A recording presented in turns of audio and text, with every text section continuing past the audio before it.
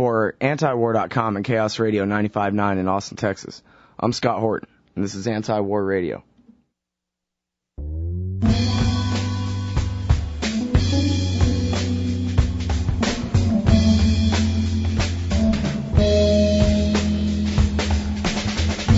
All right, my friends, the guest is Jim Lobe. He's the Washington correspondent for IPS News Service.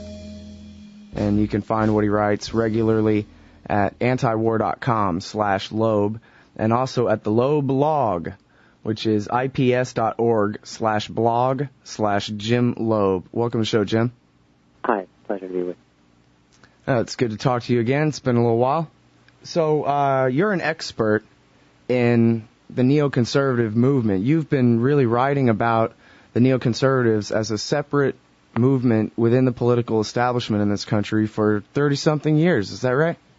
Well, I don't know if I've been writing about it that long, but I've tried to be attentive to it, let's put it that way. And so I guess let's just get to the brass tacks at the very beginning here. If you could explain the difference between neoconservatism as an ideological definition where, you know, basically everybody who's a Republican is a neocon nowadays, it seems, versus the very specific biographical definition, the way that you use the term in your writing. Oh, well, I'm not sure I can distinguish. I try to keep faithful to my own conception of what neoconservatism is and has been historically. I mean, I agree with you. I think there's a lot of confusion in that the Bush administration is called neoconservative, and I don't think that's really correct. I see, at least in the first term of the Bush administration, essentially a coalition of forces consisting of neoconservatives, aggressive nationalists like Dick Cheney and Don Rumsfeld, and John Bolton, for that matter, and people from the Christian right as being the dominant ideological current with respect to foreign policy, at least doing most of the first term of the administration. And certainly that was the coalition, in my view, that brought us to war in Iraq. And I see neoconservatives as a distinct part of that coalition that was particularly influential just because neoconservatives are very good polemicists. They're very good at framing issues, and I think their vision was important in shaping Bush's own, and certainly in marshaling the arguments and the emotions for invading Iraq. But I still see them as distinct, for example, from the Christian right or aggressive nationalists. Mm-hmm. Now, well, you mentioned John Bolton there. I think most people think of John Bolton as a neoconservative. He's a member of AEI and so forth. What makes him a right-wing nationalist as opposed to a neoconservative? Well, it's mainly his background. Most neoconservatives come from the left, and in many cases from the far left, that is, from various incarnations of Trotskyism from the 30s and 40s and 50s, even early 50s. Whereas Bolton has always been on the far right. Now, I would say the aggressive nationalists like Bolton or like Cheney formed an alliance with the neoconservatives more than 30 years ago, when at that time they were trying to derail first Nixon's and then Henry Kissinger's efforts at détente with the Soviet Union. They formed an alliance, and I would say over the last 30 years, a lot of their ideas have cross-pollinated. That is, I mean, you see Bolton as being a very, very vigorous advocate of kind of right-wing Zionism, which is completely consistent with the neoconservative view.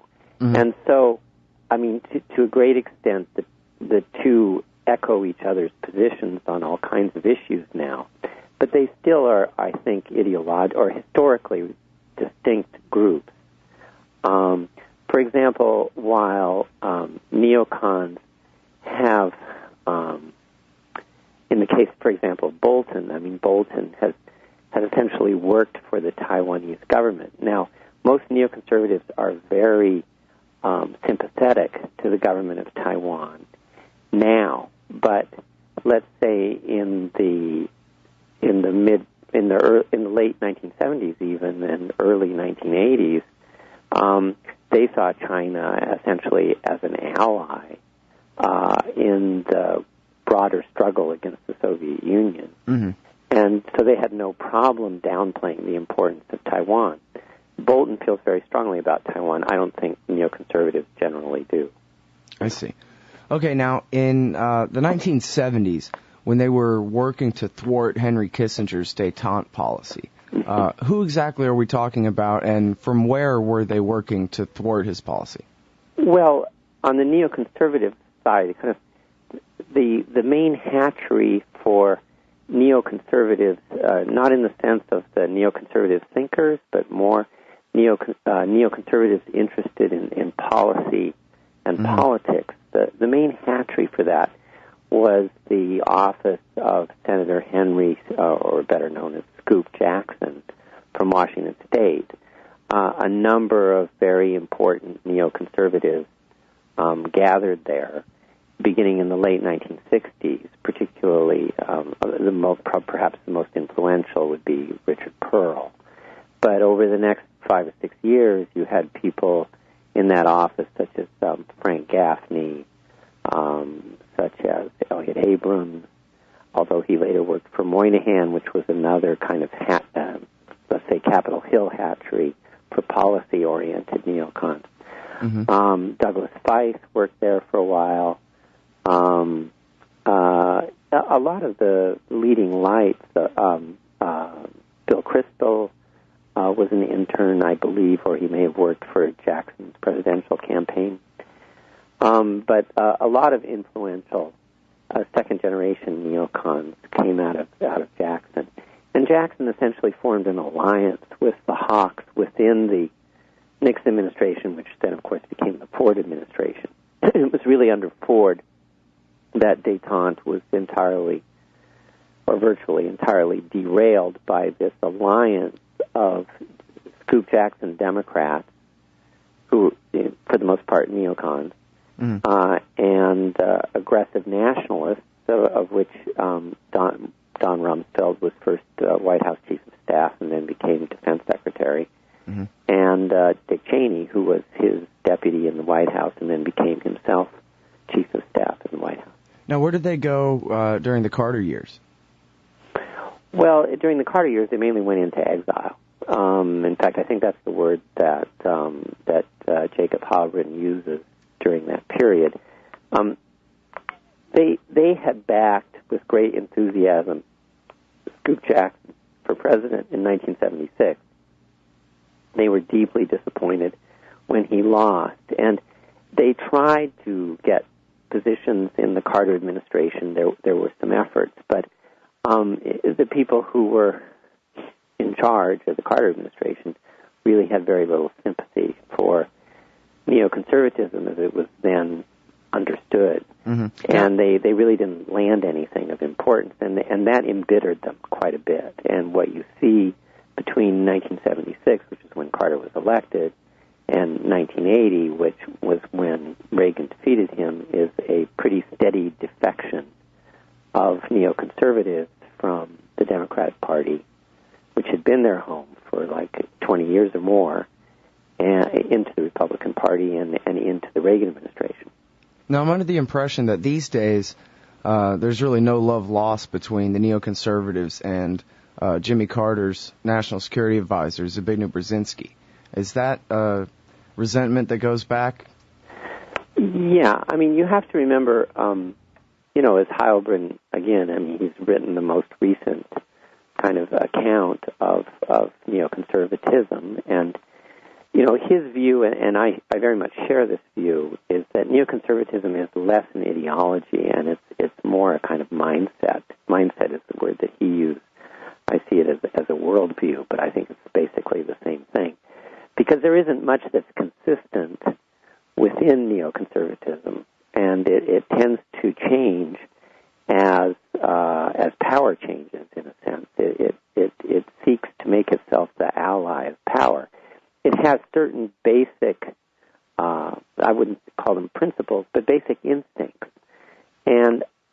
for the most part, that began as very, very pro-Israel, and it's evolved into really being pro-Likud in Israel. Now, that's the right-wing party there. That's the right-wing party, and there's a spectrum within neoconservatism. I would say there are more pragmatic neoconservatives. For example, I think Bill Kristol is a relatively pragmatic neoconservative who backed Sharon, that is Ariel Sharon, in the disengagement from Gaza, and even when Sharon left the Likud party, they continued to back Sharon. And then you have much more hardline elements, which are really, in many ways, close to the settler movement in Israel, which puts them really within the right of the Likud party. Now, is part of neoconservatism, too, that all these guys marry each other's daughters and that kind of thing? That we're talking really about a pretty close-knit group of guys, right, in the intellectual world and in the policy realm? Yeah, I mean in the social world. Neoconservatives, there aren't very many. Let's say there aren't very many neoconservatives. How many are there, Jim? Well, I don't know. I mean, I've never really counted them, but... less than 75 or less than 500? Or Well, in terms of influence in Washington, I would say you're probably talking about, maybe several score. But, they have influence on a variety of levels. I mean, neoconservatism is definitely, by their own admission, it's a very elite avocation. I mean, it's very much directed at people who are influential and who can exercise influence. They make popular appeals. For example, I mean, in the invasion of Iraq, the point was to scare everybody, to make Saddam Hussein appear like, a real monster, and more than that, extremely threatening to the United States, and that is to rally support. But in terms of their actual, Halbrun is very good on this issue, I think, because he traces the kind of Trotskyite roots. The idea already in the 50s, what people who became neoconservatives, they weren't called neoconservatives at the time, but who later became neoconservatives, were very much into small magazines. And the whole theory of small magazines was that if the right people read them, they really could, make history. They could change history if extremely influential people wrote them. And so they've always been interested in getting access to very influential people. I mean that's not unique to neoconservatives. There are a lot of people. A lot of people are interested in power, feel that way, or that's part of their arsenal of tactics. Sure, just these guys have been really successful at it. They're very successful and I believe, very ingrown. I mean, that's one of the things about them is that they really are not open to kind of free debate or taking on all comers, or they really prefer to talk with each other. And indeed, I think that's one of the that's how Iraq, in a sense, happened. It wasn't just that they had certain strategic objectives, although they certainly did, but it's that they convinced each other that their assumptions about the ease with which Iraq could be conquered and occupied or liberated was something they convinced each other of. For example, their unwillingness to see that they would empower Iran by toppling the Baathists. Yeah, and their acceptance of what Chalabi was telling them. I mean, it's pretty remarkable, that they were so gullible about what they were being told. And, on the one hand, they're depicted as intellectuals who are very sharp and very rigorous, but on the other hand, they often act by what appears to be by faith, and very little real evidence, and very rarely any real expertise in whatever region they're dealing with, whether that's the Middle East or in the 1980s in Central America, because they were very outspoken about Central America, very supportive of Reagan's efforts to overthrow the Sandinistas and so on and so forth. Mm-hmm. But none of them had any experience in Central America whatsoever. Right. I think actually, I don't remember who it was, but I interviewed someone recently who told me that Ronald Reagan actually forbid the neoconservatives from having anything to do with Middle East policy, but he let them, basically, to keep them away from the Middle East, he let them play in South America instead. Well, I think it's a bit more complicated than that. I mean, they certainly influenced his thinking about the Middle East initially. Well, I think what happened, however, was that when Israel invaded Lebanon in 1982, and particularly after the Sabra and Shatila massacre, in which essentially Sharon and the High Command permitted Christian phalangists to go into these Palestinian camps and slaughter people, unarmed people, mostly women and children and older people, because the PLO soldiers had been evacuated to Tunis.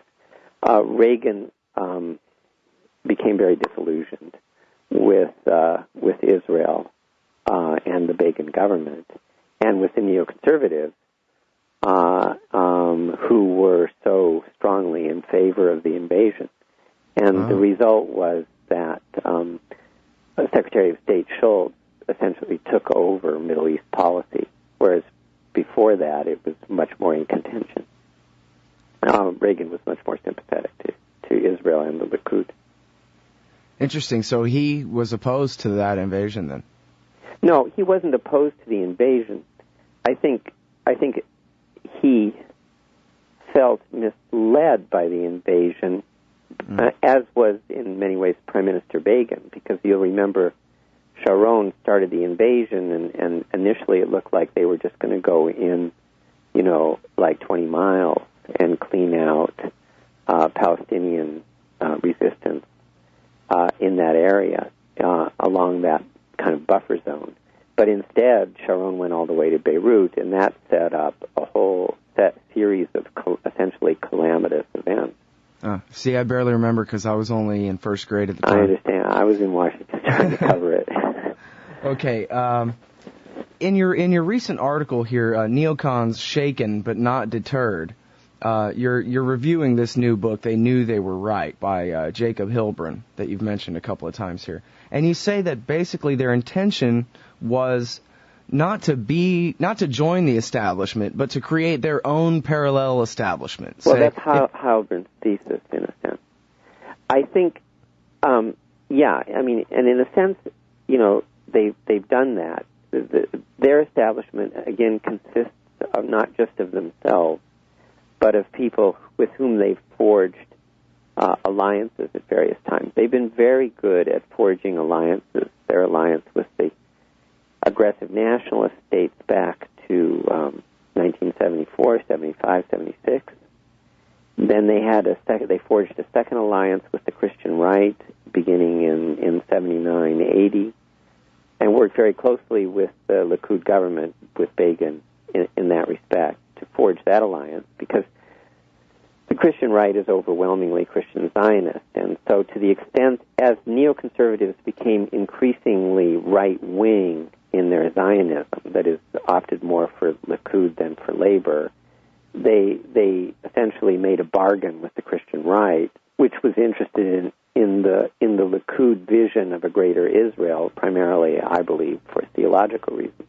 And during the 90s, they forged alliances with liberal interventionists over Bosnia and other parts of Yugoslavia.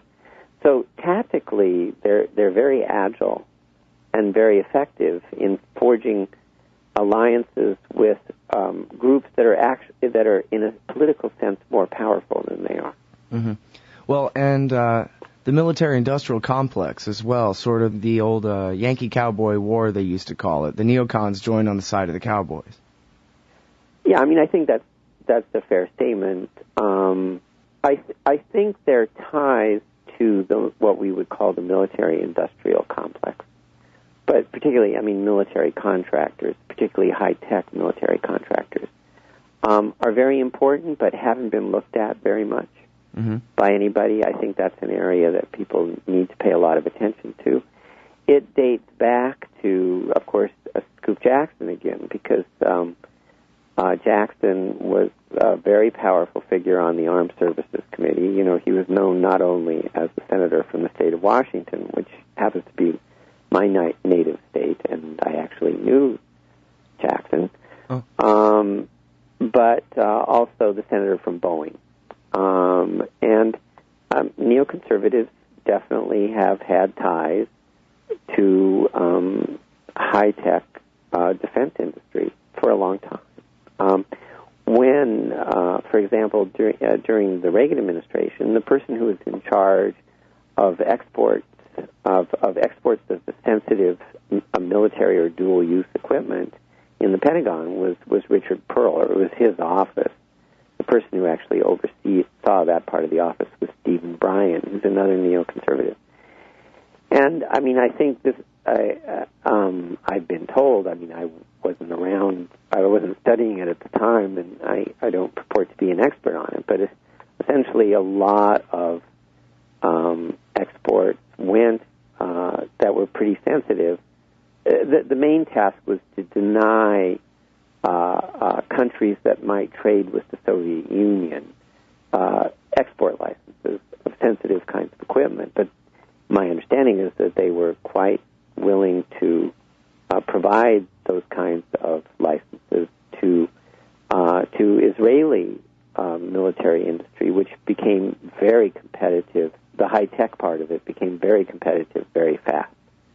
And now Israel is one of the major, arms dealers, particularly in high-tech equipment in the world. And you're talking about a tiny country compared to like France or Germany or Italy or Britain, which are also big arms exporters. But Israel, I think last year, actually exceeded all but one or maybe all of the European countries.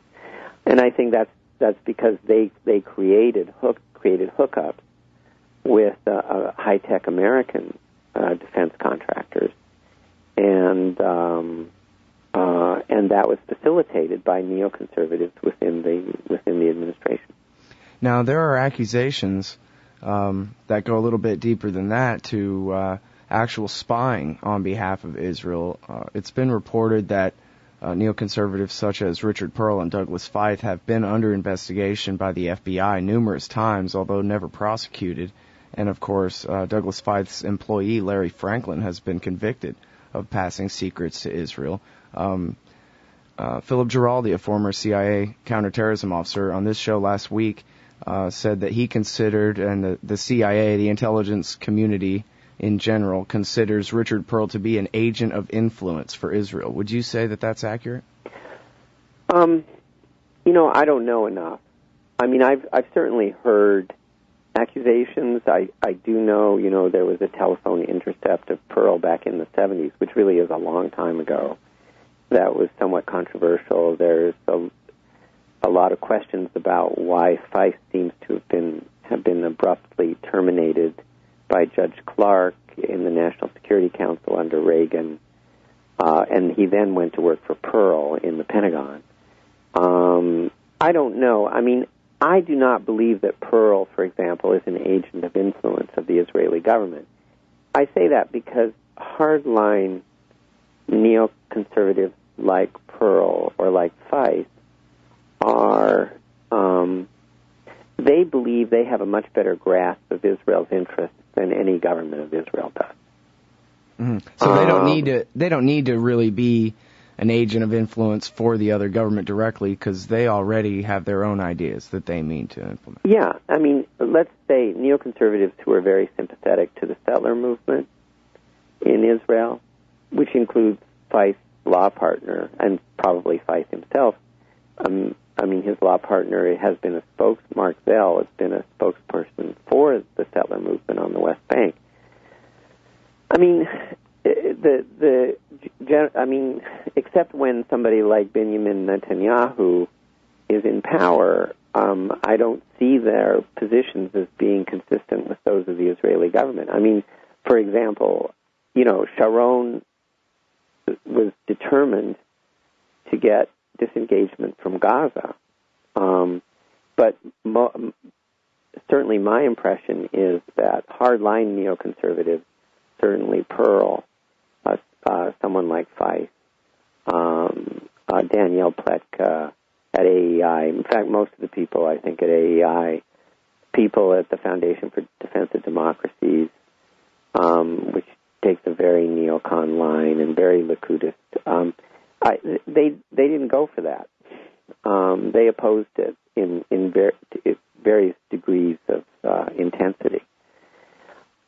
Similarly, when you see that the Wall Street Journal editorial board, which is very, very neoconservative in orientation, is running on the day before the commission, the Winograd Commission report, which essentially exonerated Ehud Olmert. They run an op-ed by Michael Oren, who's very closely tied to Netanyahu and Natan Sharansky. On their editorial page, basically saying, there's no way that Ehud Olmert should survive as prime minister. I mean, calling for his resignation even before the commission on the eve of the commission report. I mean, that is not consistent with being an agent of Israel. That's certainly not of the Israeli government. Most neoconservatives, in fact, I think Israel is a core issue. If you don't understand the importance of Israel to neoconservatives, you can't really understand neoconservatives. That's my view. I think that's Halbrin's view as well. He states it a bit differently. But it's their conception of Israel. It's not the sitting government of Israel. Or maybe it's Netanyahu's idea how it should be. Netanyahu, or even to the right of Netanyahu. I mean, when Netanyahu was in power, they were very upset that Netanyahu made concessions under pressure from Clinton. Another characteristic of most neoconservatives is they're just overweening arrogant. And I don't think an Israeli prime minister could tell them what is in Israel's interest, I think, or in Americans' interest.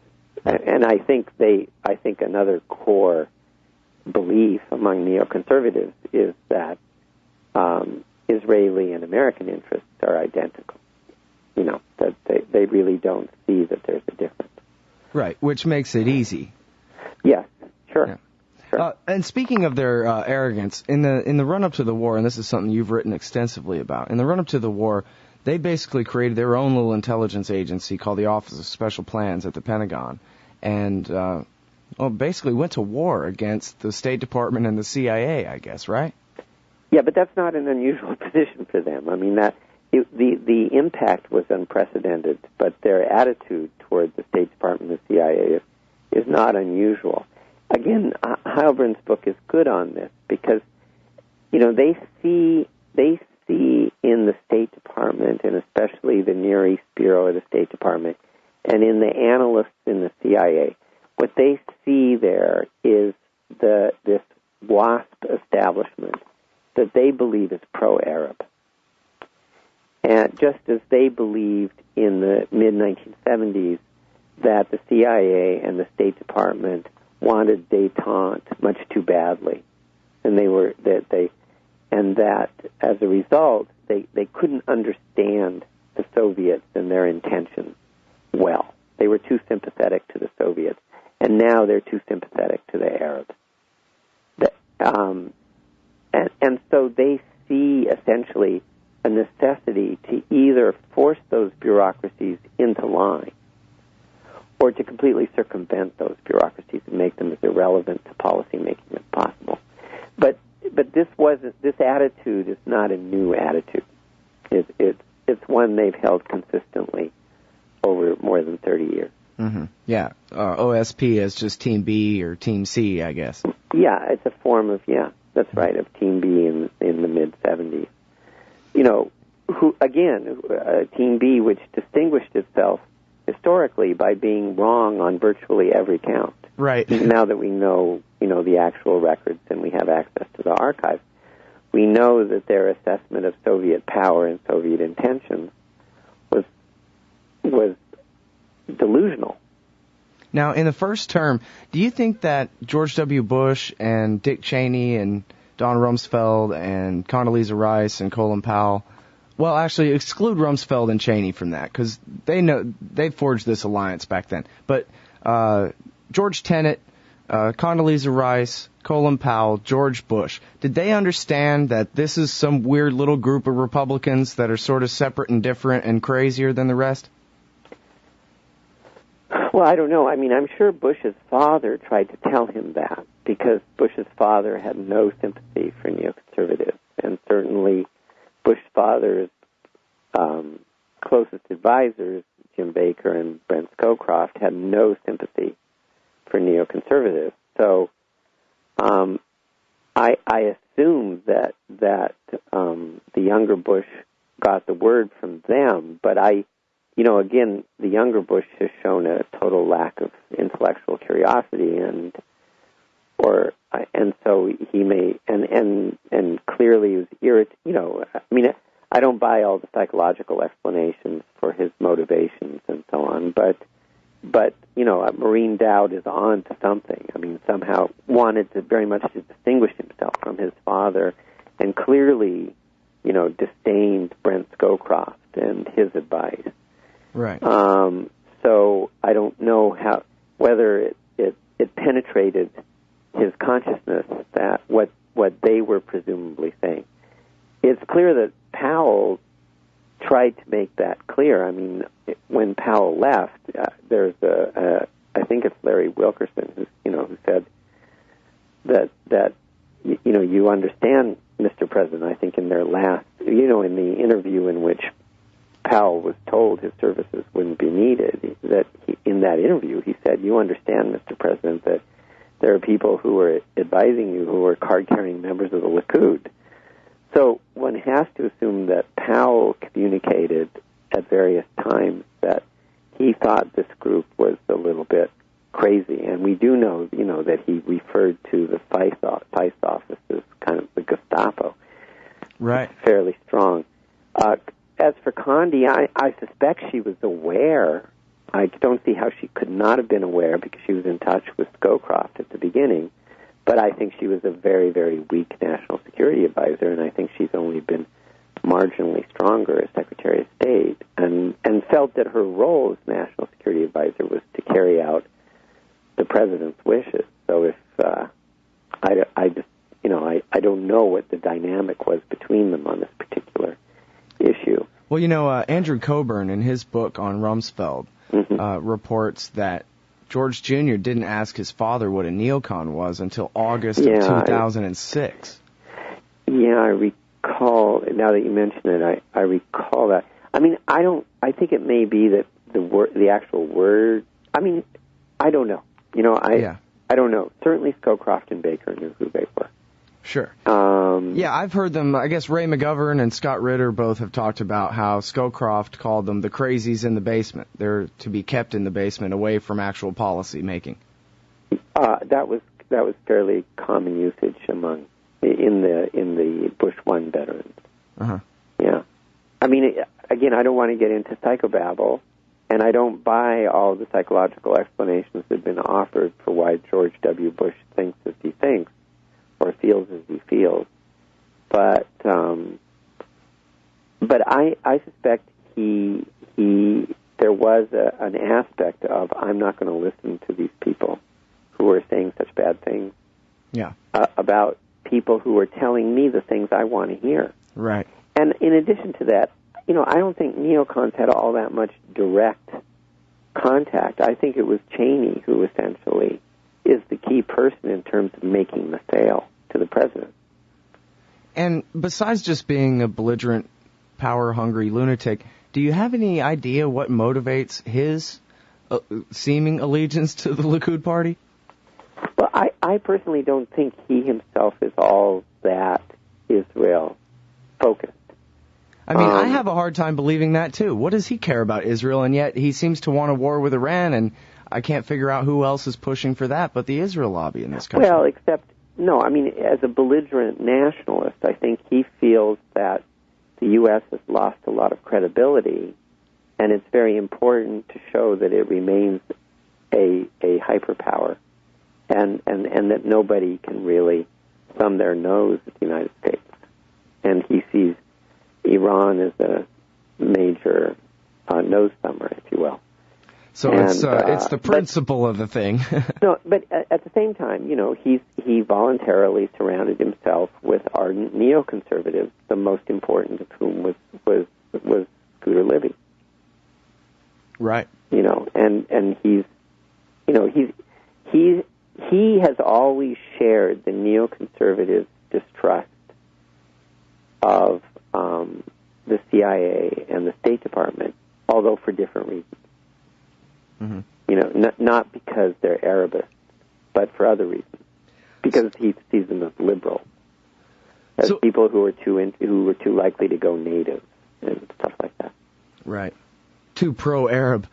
So it sounds to me like you really think that these guys successfully did hijack American foreign policy. I guess the real question is, has the establishment taken it back? We saw the Iraq Study Group in the form of Robert Gates come and take over the Defense Department and so forth. Is the neocon coup over for now, at least? Well, again, I don't think it was a neocon coup per se. I think the neocons, in terms of strategy and of a concept of what they wanted and what they wanted to achieve, were kind of intellectually the most influential group. But there's no question in my mind that they needed help from both the aggressive nationalists and certainly Cheney and Rumsfeld. Yeah, so in that sense, Cheney's still there, and that's what really counts, right? And the Christian right. That is, the neocons could never have pulled this off by themselves. They were very important because they provided the framework, and they did a lot of the propagandizing, if you will. They were ubiquitous in the media, and that was very helpful to the administration. Well, and that remains to a great degree, right?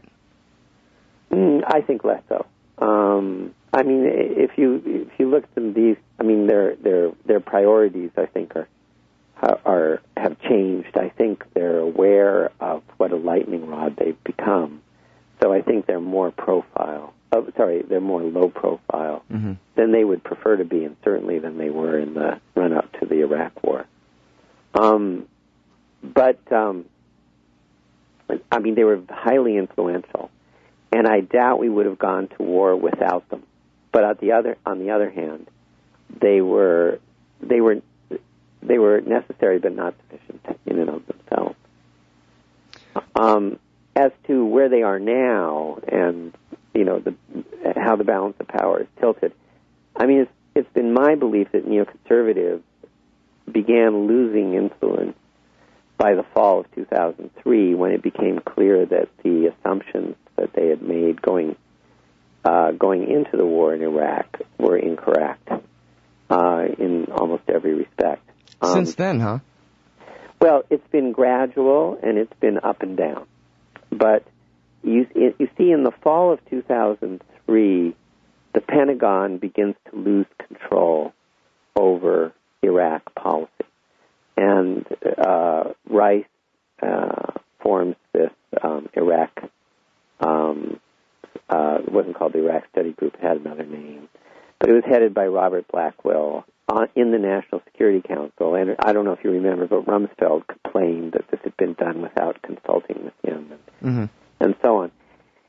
And I think you see that you have Baker coming on and handling the debt issue, the Iraqi debt issue, and so on. And so you can see the beginning of a gradual dilution of their influence, particularly with respect to Iraq. But that doesn't mean the balance of power tilted against them. They were still, riding quite high. They were, quite a bit higher than the realists at the time. But with some exceptions, it's been a gradual decline. Now, I would say they enjoyed a brief return in the summer of 2006 during the war between Israel and Hezbollah in Lebanon. They had made a comeback of sorts, because whereas the realists wanted that war to end within days. And in fact, the government of Israel wanted that war to end within days of its beginning. It was really neoconservatives and their influence within the administration that kept the war going for a month. And in fact, Elliott Abrams, who is probably the most powerful neoconservative who remains in the administration, suggested to the Israeli government on the second or third day of the war that, if Israel wanted to attack Syria, that would be just fine with the administration. They would not have an objection to that. And the Israelis kind of came back to him and said, "Are you crazy?" And that's the beginning of some tension between the Bush administration and the Olmert government. When the Olmert government realized that in fact these guys were a lot more hawkish than they were. Well, now was the implication there that go ahead and start a war with Syria, we'll back you up, or just go ahead, we're sure you can handle it? More the latter, but I think the assumption was that if they needed some additional material, we'd be happy to provide it. Mm-hmm. But particularly since Gates replaced Rumsfeld, I believe the balance of power has shifted much more strongly in favor of the realists. And since Gates, I think Gates is he's the real motivator on the realist side. Rice gets credit, but I think Gates is a much more important character in this ongoing battle. And just because his bureaucratic savvy is much greater than Rice's. And he has influence with the intelligence community and naturally now with the Pentagon, which for foreign policy reasons,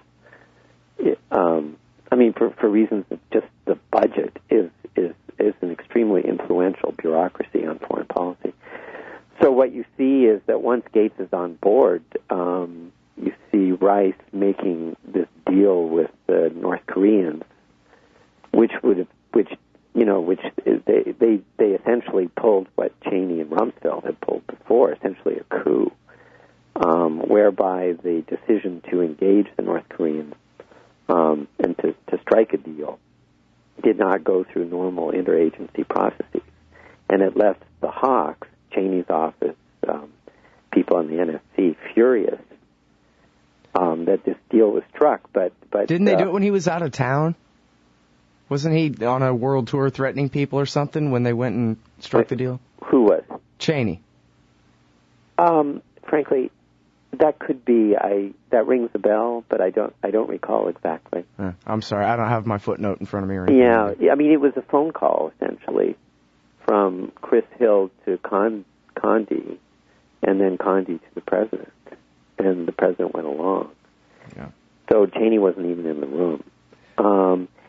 So you have that, and I think I think Gates may not have had a direct hand in it, but I think he was quite knowledgeable and probably encouraged a move like that.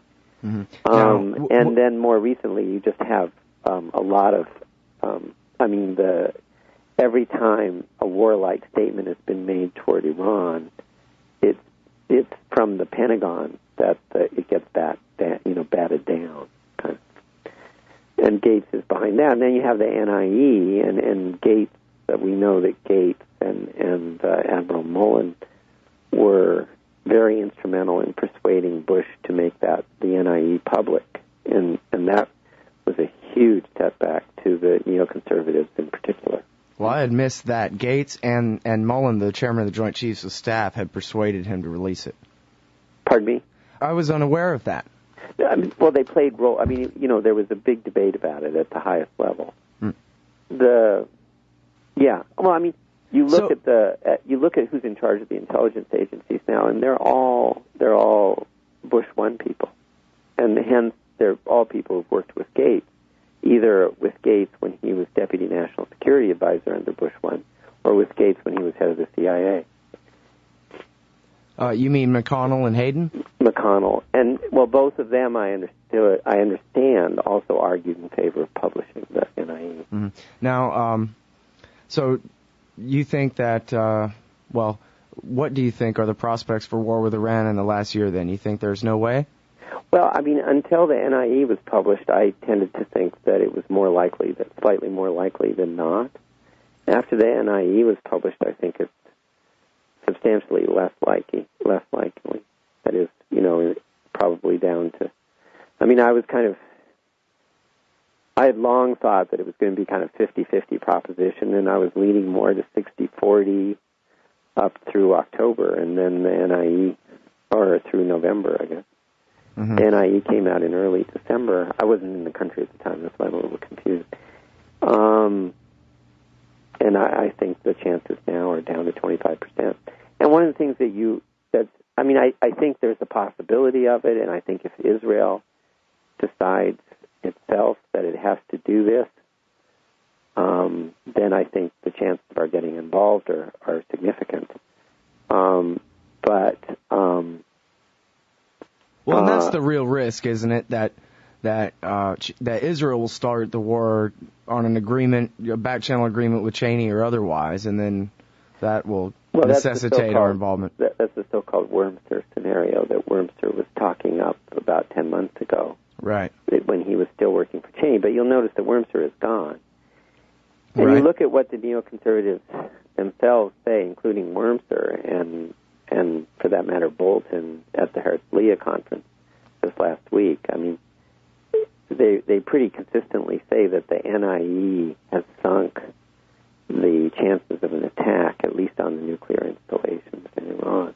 He said that at the Herzliya conference? Yeah, he basically said, make no mistake, this administration is not going to do anything about Iran. Oh, that's good to hear. Militarily.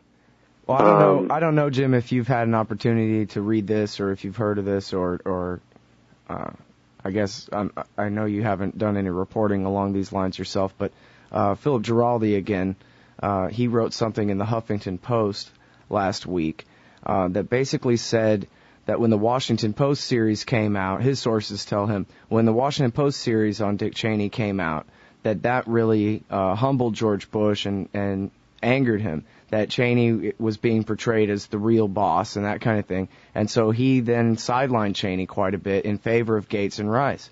But that then when the NIE came out, Bush took that as a slap in the face from those pansies in the State Department and the CIA and went running back into Cheney's arms. And that now he's much more on Cheney's side since the NIE. I don't know that. I don't know what to make of that argument. I mean, it's conceivable. Certainly, one indication of that would be that he's lining up behind Petraeus and against Gates and the Joint Chiefs on the question of withdrawal from Iraq, at the pace of withdrawal, because Gates made it clear this fall, and the Joint Chiefs have made clear, and the the Chief of Staff of the Army has made clear that they want to continue drawing down combat troops from Iraq at the same pace that they are supposed to be doing now, which is at about roughly 5,000 troops a month through the end of the year. And Bush's most recent statements indicate that, no, he supports Petraeus, who at the very least wants to pause as of August when they supposedly reach the 130,000 troop level, and then possibly not reduce any more. He's a commander guy, but he picks and chooses which commander's advice he wants to follow. Yes, that's right. And he's very sold on Petraeus, who's become a neoconservative icon, especially to Bill Kristol. But what interests me, back on the Iran thing, with respect to Cheney's influence, what I have found most interesting is that the neoconservatives, who are the most kind of active polemicists, have stopped writing about Iran like in October. And this is a huge difference from what happened in Iraq. I mean, you just don't see that much about Iran. Right. It seems like the president is the most hawkish of all.